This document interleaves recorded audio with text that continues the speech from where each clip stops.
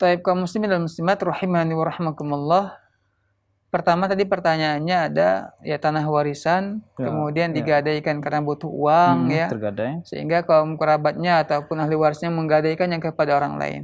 Nah, sekarang ingin ditebus. Anak di antara anak daripada ahli warisnya menebusnya. Ya tentunya dengan uangnya, saya tidak tahu apakah dengan uangnya ataupun uang istrinya, tapi dengan nama istrinya. Atas nama istrinya.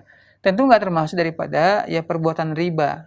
Ya, artinya bagaimana? Berarti nanti yang pertanyaan ialah kenapa atas nama istrinya? Kalau atas nama istrinya berarti mungkin uang istrinya. Atau si suami takut kepada istri, begitu. Sehingga dibuat atas nama istrinya. Nah, ala kulli hal, ya ini berarti ahli waris sudah berhutang kepada anak yang pertama ini. Berarti ketika nanti terjadi ataupun dibagi harta itu dengan ilmu faraid dan hukum Islam, maka dibagilah sesuai dengan ilmu faraid, ya. Maka dikembalikan terlebih dahulu. Umpamanya tanah ini dijual, ya, mendapatlah 100 juta umpamanya. Kemudian si anak ini sudah menembus hutangnya itu sebanyak 20 juta. Maka yang pertama kali dilakukan ialah dikeluarkan 20 juta dahulu, dikembalikan kepada si anak ini.